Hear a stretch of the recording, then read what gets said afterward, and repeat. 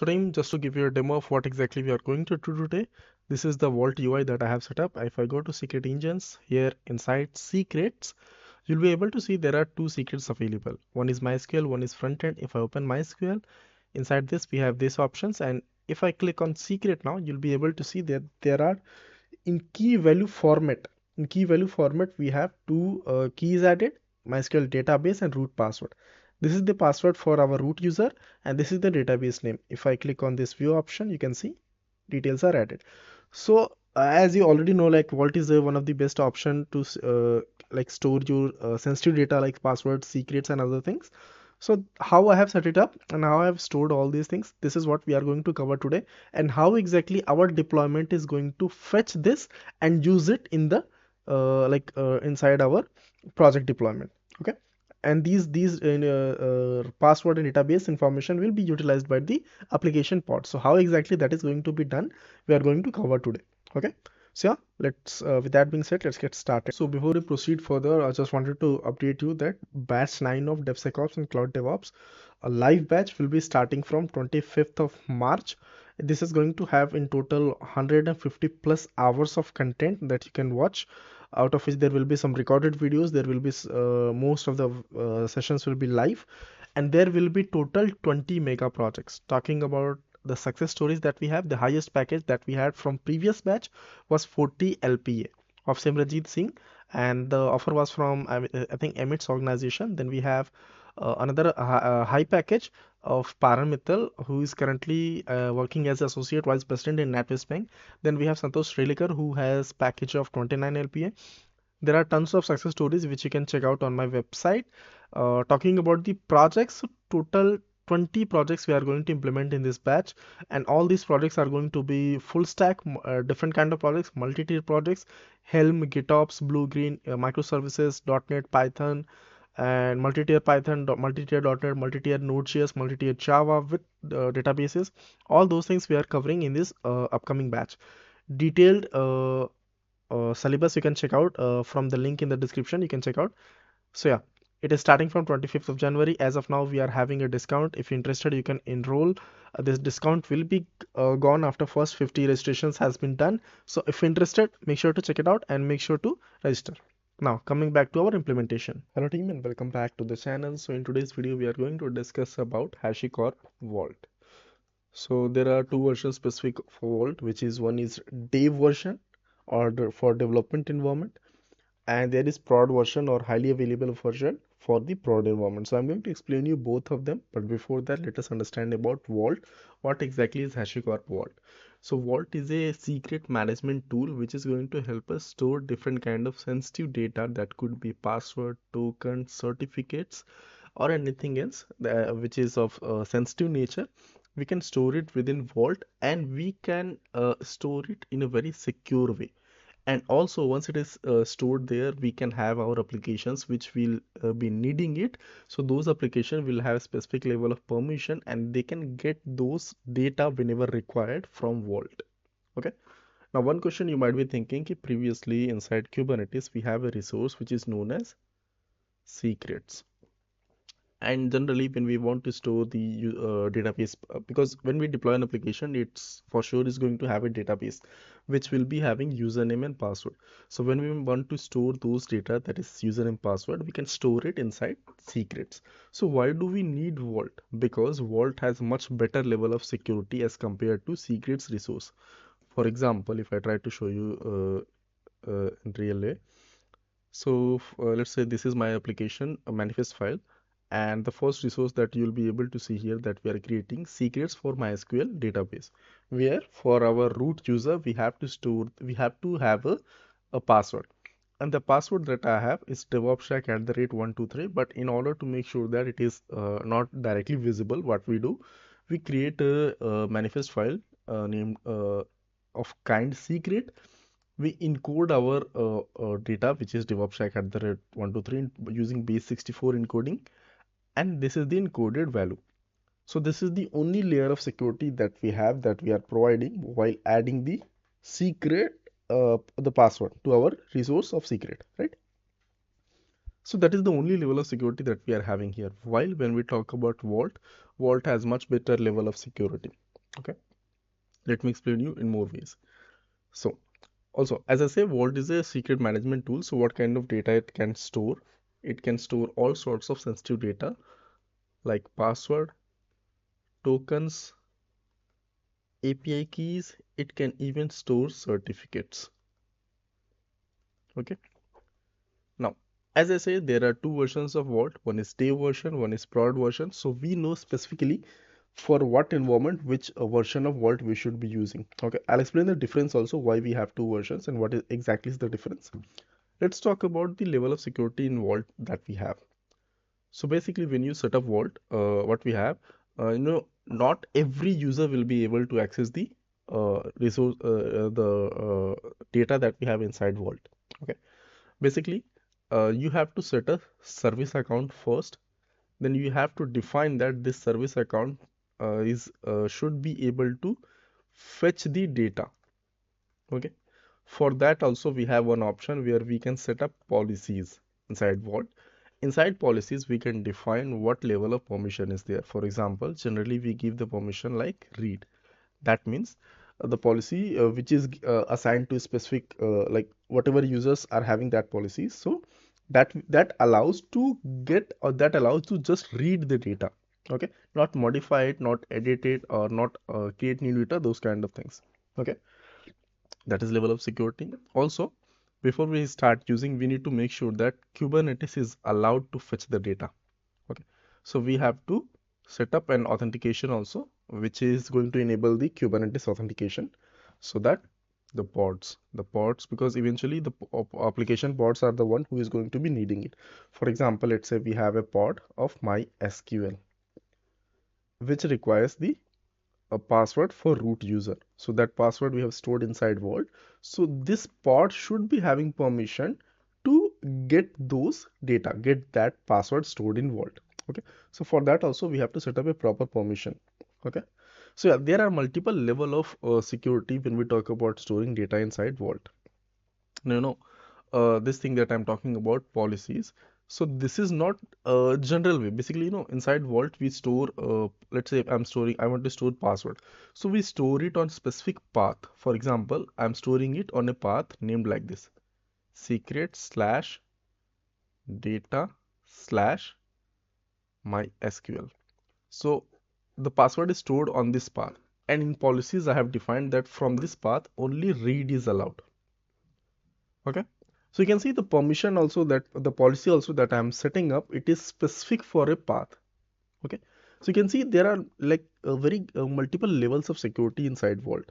Okay, so it's not possible that everyone will just come and pick up all the data that I have stored inside Vault. Okay, and that is one of the reason that as compared to secrets, Vault is much more better option, which has better level of security, and it can store a variety of sensitive data, as I told: password, token, API key, certificates, and much more. Okay, now let's talk about the versions of Vault. So as I said, there will be two versions. One is dev version, which is specific for development environment only, and there is a second version which is known as, you can say, prod version, a prod setup.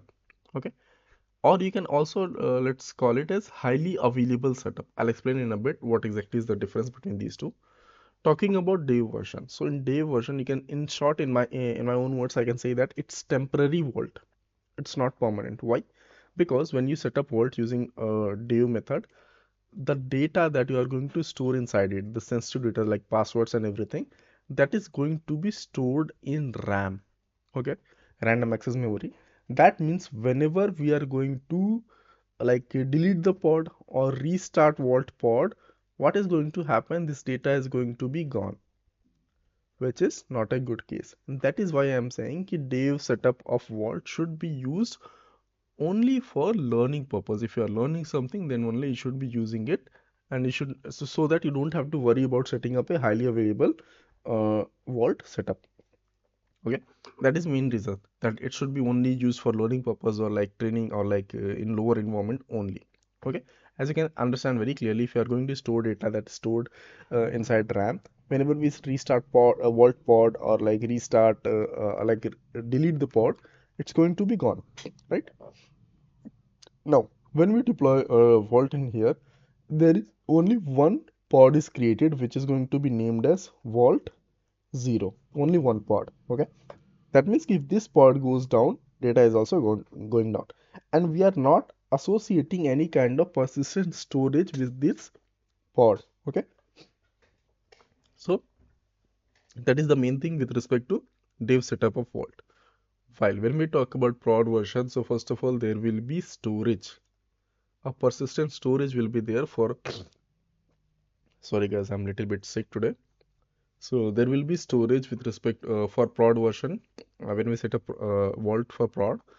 And what kind of storage we should be using. So there are basically multiple options available, out of which we have raft and console, which is quite famous.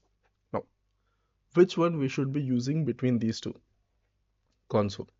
So console is a kind of external storage or external database, you can say, for Vault.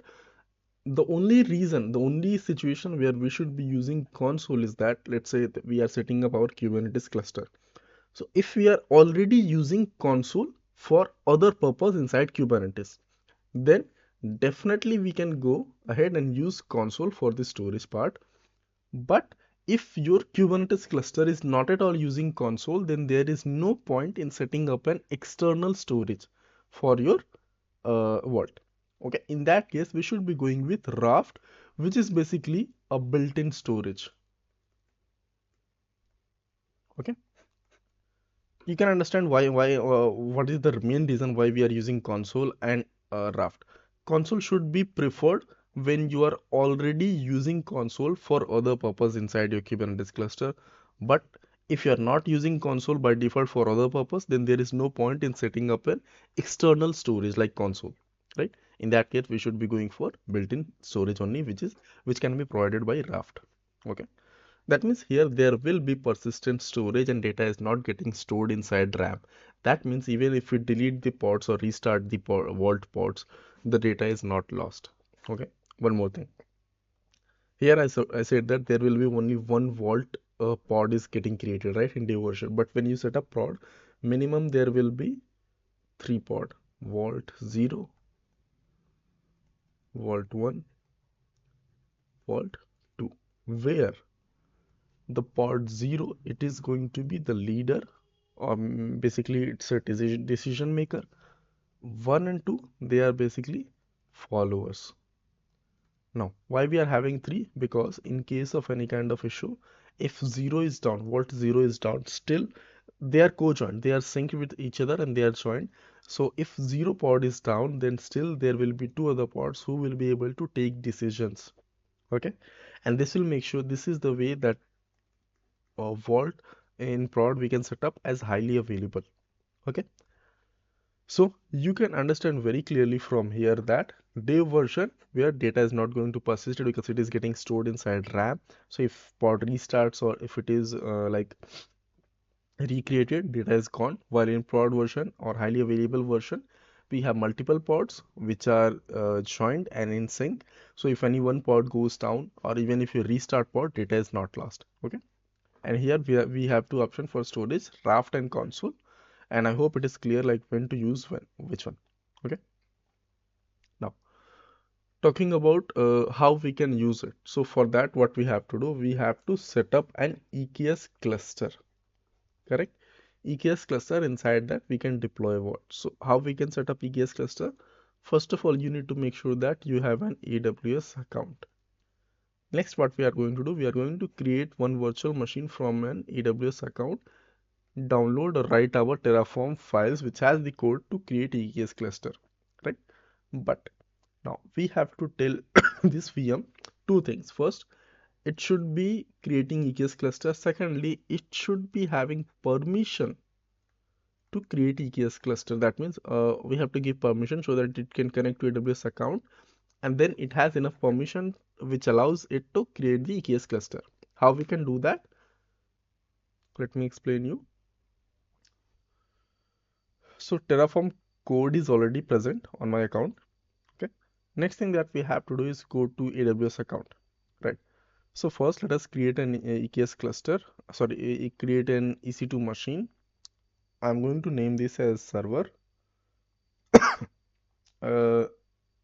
Machine image will be 24.04 Ubuntu LTS version. Instance type, we can create T2 large. You can go with T2 medium also. I'm just taking T2 large so that it does not hang in any way, but T2 medium is also fine. Keep here we can select security group. So just to show you the security group, that is the ports that is open on my account. If I go to dashboard, security groups, and we have 𝗵𝗵𝗄𝗏. So these are the general ports that I keep open on regular basis. Okay, coming back here, storage. So I'm giving 25, launching instance, and now we can connect to this account, connect to this virtual machine. Okay, and let me do it from scratch so that people who are here completely new, they can also understand. So first you have to download 𝗪𝗂𝗵. It's available for free. Make sure that you are downloading a portable version so that you can use it on your office laptop as well. Then click on session, SSH, provide the public IP address, username, which is going to be Ubuntu in our case. Then for authentication, we are going to use the private key, which is already present on my account. We can name this server as well. I'm going to just name it as server. You can give it a color also if you want. Let's just go with this one, and okay. So now we are connected to our virtual machine. Then first command that you are supposed to run whenever you create a virtual machine is sudo apt update, which is going to update all the packages available for usage and they become basically ready for usage. Okay. Next thing that we have to do is provide it permission. So what we have done, we have created this machine, right? But still it does not have permission to create EKS cluster. How we can do? One option that is present that you can use is that you can create an IAM user. Then you have to create a role. We have this users we have to create. Then you have to create a role.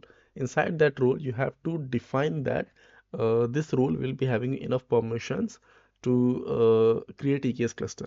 Okay. Then two things you can do. You can directly assign the role to your EC2 machine that we have created. That is one option.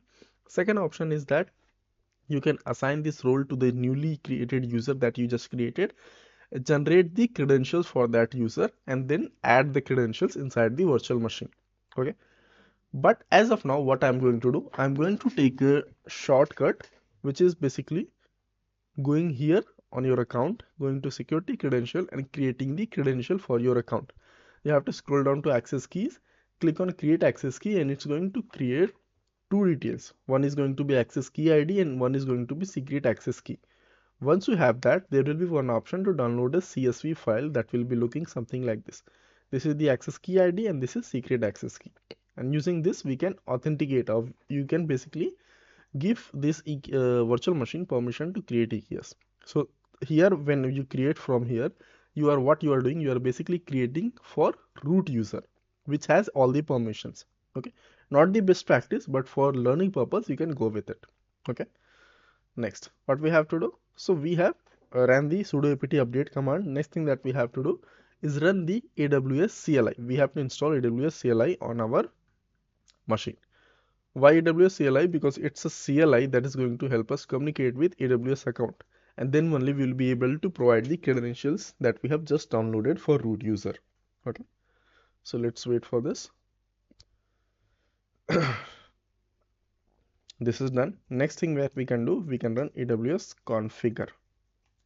Now it's going to ask us secret access key ID and secret access key, which we can provide from here.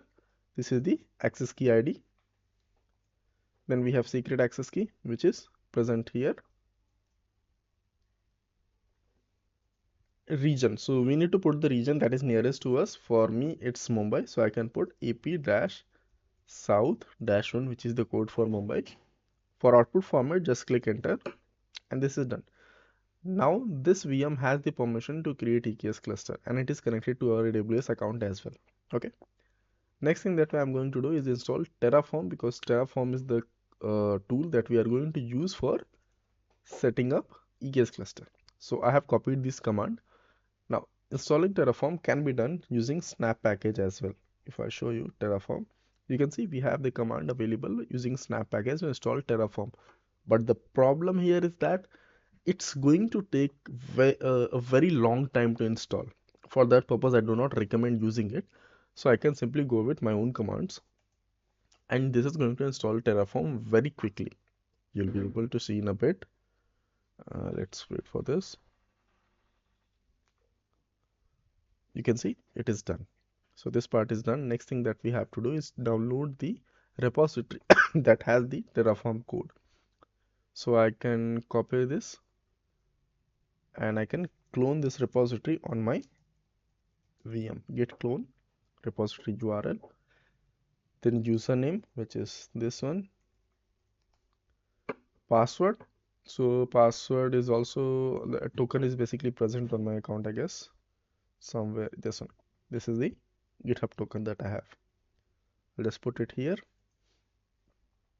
and this is done. Now we can go inside this repository and we can see that we have the Terraform code.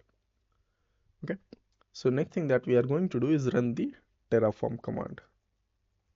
Terraform init to initialize, and let's wait for this. Okay, and last command that we are going to run, Terraform apply --auto-approve. What basically I have written here. So whatever code we already have present inside this repository, I want to use this to create EKS cluster. So for that I use Terraform apply. Next, see, assume that you are running this kind of Terraform apply command from a script or in some kind of CI/CD pipeline where you don't have the access or permission to give to reply to a prompt. For that purpose, I have written auto approve, because if I don't write auto approve, let me show you what happens. I have clicked press enter. You can see here, do you want to perform this action? Right, yes. So basically you can see there is a prompt, right? But if you are running this kind of command through a CI/CD pipeline or a script, you won't be having like enough permission or time to write this here, right? For that purpose, we can simply add auto-approve. From the name itself, you can understand we are just giving permissions already.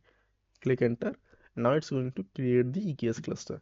Now creation of EKS cluster using my code is going to take some time. Why? Because the number of resources that we are going to create is 19.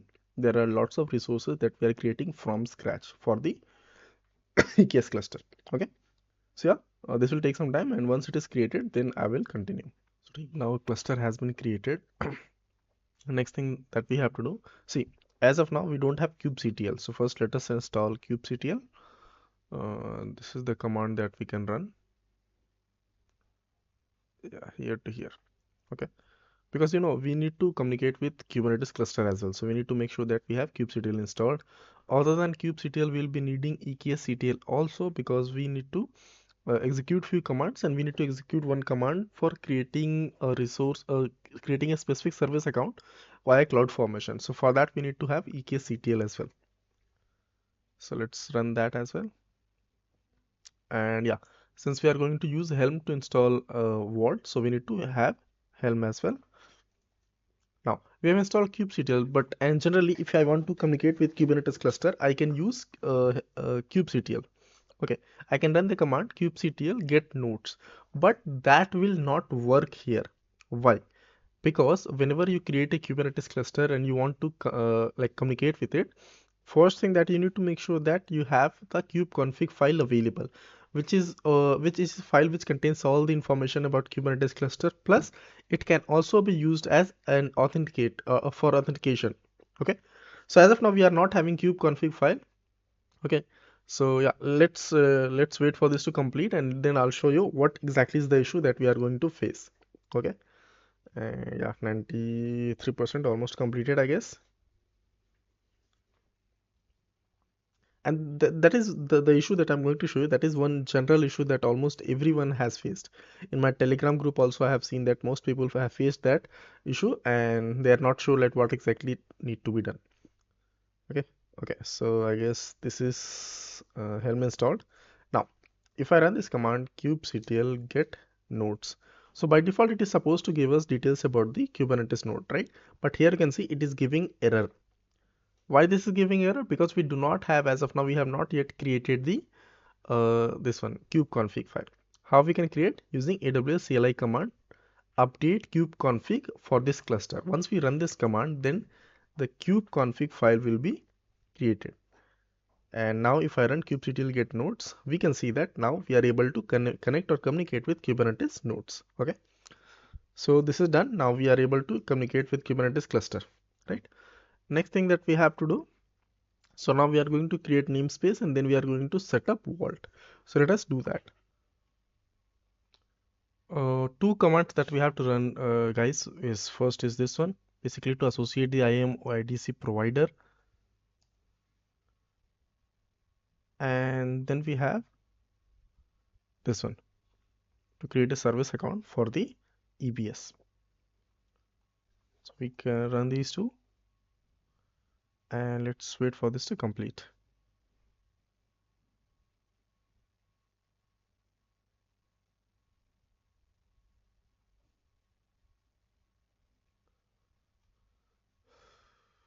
Create in progress. So once this is done, then we'll be good to go.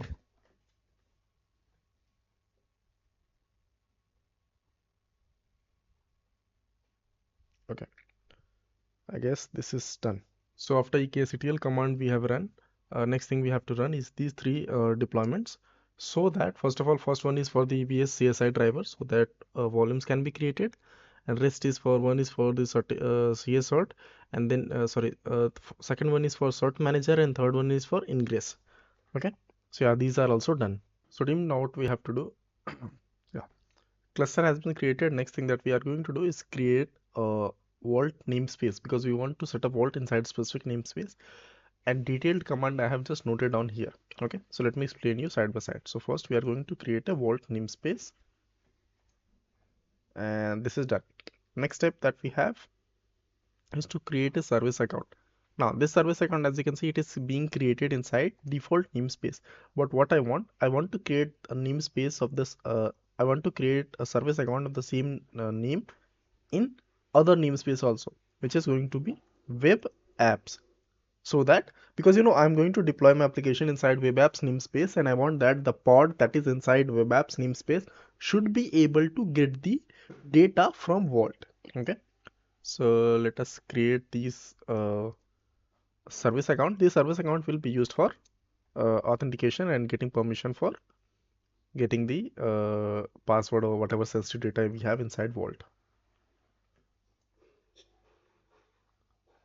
Okay, so web apps is not present. Let me create namespace kubectl create web apps. Okay, and now we can create the service account inside it. That is done. Next step that we have, now we are going to, since we have already installed help, so now we are going to add the Hashicorp repository, and that is done. And now we can run the command to install Vault in namespace. Which namespace? Vault namespace. Okay, here one environment that we have set up, server dev.enabled equal to true. That means we are saying that we want to set up the dev server of the Vault. Okay, and that is the reason that here we are not at all using any other configuration, because we don't need to have anything. As I said, this is kind of temporary server that we are setting up, right? So I can run this command as well. Okay, and that is created. Now just to confirm, we can run the command kubectl get all -n, and inside Vault namespace we have created.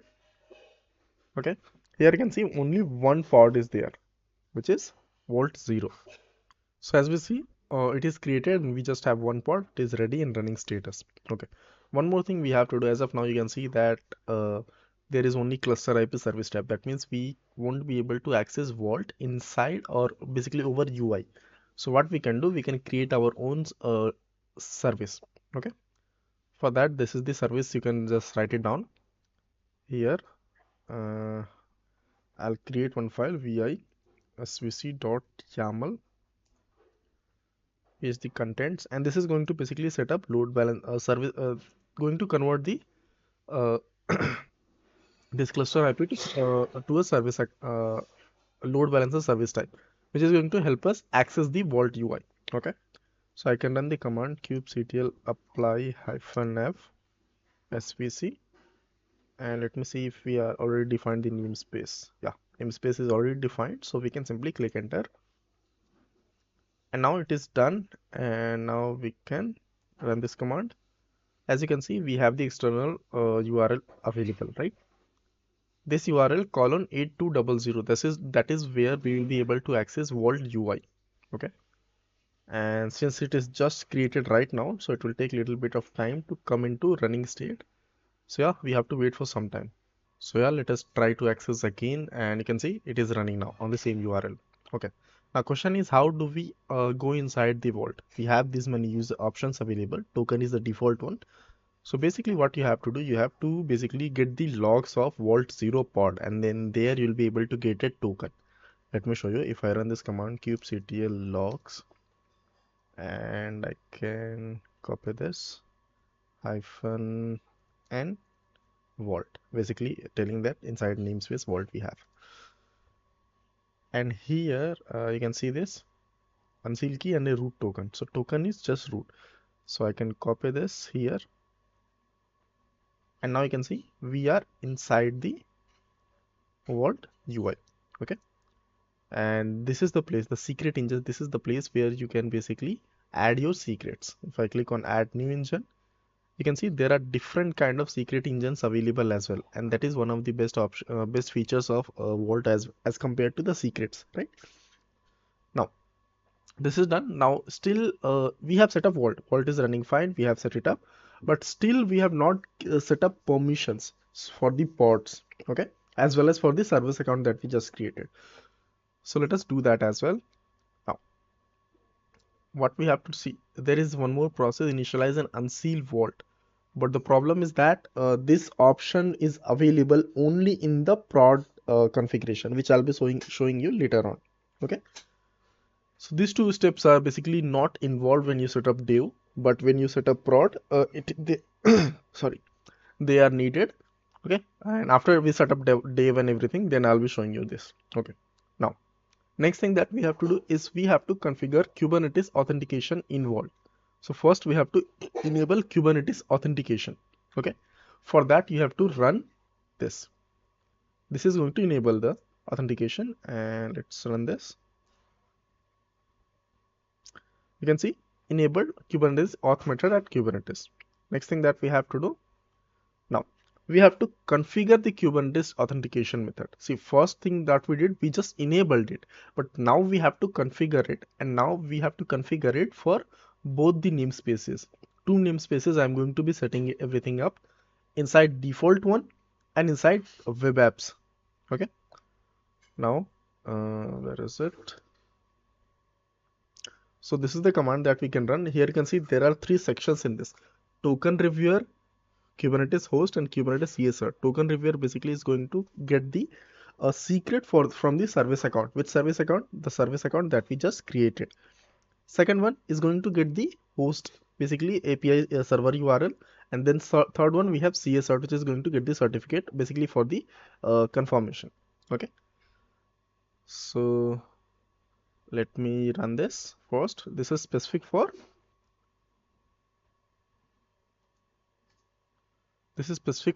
default namespace. This is done. Same thing we have to do for the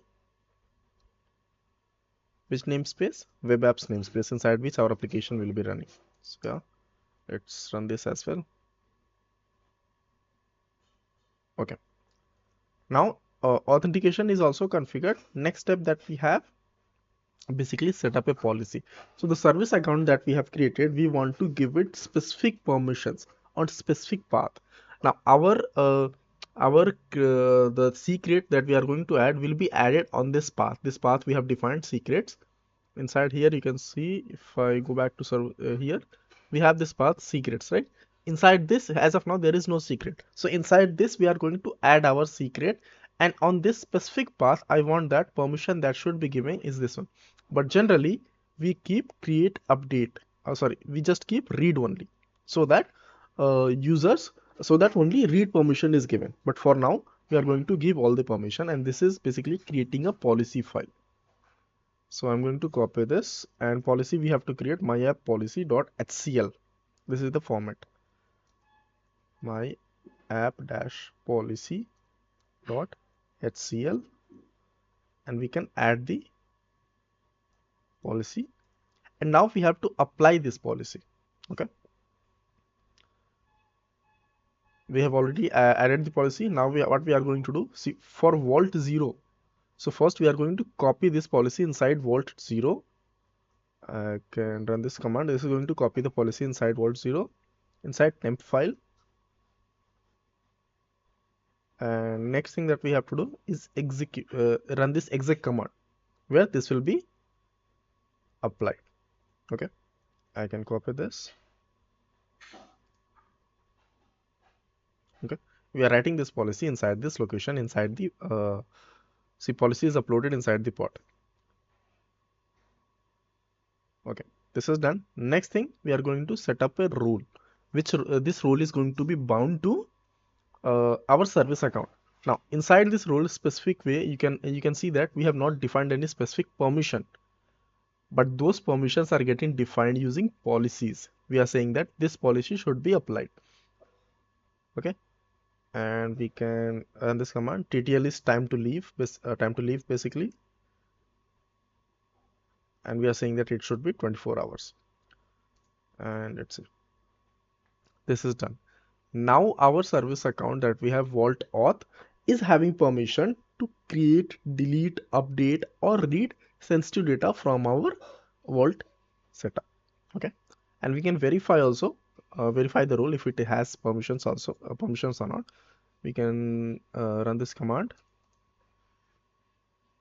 Okay, first of all, you can see on which namespaces this is allowed: default and web apps and policies, myapp policy. So this means that it's properly configured. Now, talking about what exactly we want to store. So I'm going to work with the bank app application, for which we have two kind of secrets. First is MySQL database name, second is MySQL root password, and next we have the secret. So I'm going to run this command to create these secrets inside here. See, here you can create directly also, but we are going to do it from UI. As of now, you can see no secrets. If I run this, let's see what happens. It is created, and one more command we are going to run, which is going to set up for the front end part. I can copy this, I can run this again. Run. Now here, if I refresh the page, login, you can see that inside secret we have two options available now. If I open this, I click on secret, and we have these two present. Okay, that means they are successfully added, right? So this part is also done. Next thing that I want to show you is basically a YAML file using which we can fetch it and use it in our manifest file. Okay, so let me show you. So team, now let's talk about the YAML manifest file. So here basically let me show you the YAML manifest file. So it has all the components, including storage class, then we have namespace creation, then we have PVC, but we are going to focus more on this MySQL deployment with vault injection, where we are going to see how exactly secrets are going to be fetched and utilized. Okay, so this is the section that is going to do that. So first we have agent inject, as you can see. So basically this part is going to make sure that vault agent is deployed alongside your MySQL container to fetch the secrets. Okay, then we have agent inject secret MySQL root password. Okay, so basically this command is going to tell vault to retrieve the secret from vault kv. Kv means key store, key value store path. Okay, the path is this one, secret/mysql. Okay, now it's going to extract the MySQL root password from this secret and store it in a file inside the container. Okay, then we have where is it? Yeah, this one, agent inject template MySQL root password. What exactly that is going to do? So basically that is going to tell vault to retrieve the MySQL password from secret MySQL, then format is as shell variable. When we say format is as shell variable, basically what is going to happen, it's going to create a variable like export MySQL root password equal to whatever. Okay, and that will be written in then that is going to be written inside a file named a file. That file will be vault/secrets/MySQL root password. In that specific file it will be written. Okay, then we have the same command here as well. That is also going to be the same process as we did for root password. Only difference is that this is going to be for MySQL database. Okay, then we have certain arguments adding. Why we are adding it? To make sure that, see, we are changing the permission for the root password, the specific file inside which root password is written, so that no unauthorized access will be done. Okay, scrolling down, similar kind of thing we'll be able to see in the bank app deployment file. Here also same thing it is happening. Agent inject, here vault role we are defining. Agent inject secret, which is basically for mentioning like where from where it is going to be fetched. Then we have templates. Using template we are going to write the password inside a specific file. Okay, so now what we are going to do, we are going to use this manifest file for the deployment, and let me show you. I can copy this.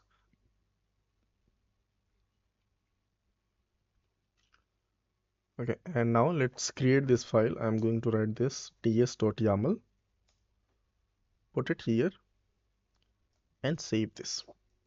Okay, and now I'm going to run the command kubectl apply -f ds.yaml and we want to deploy this inside 𝗪𝗂𝗹's namespace. I'll run this and all the resources are created. Okay, stream after quite some time, both the pods are running and we have the load balancer URL using which we are able to access our application. Okay, so yeah, this is working fine, and this is how we can set up our vault in dev environment, for like dev's setup or dev server you can say, and we can store secrets there.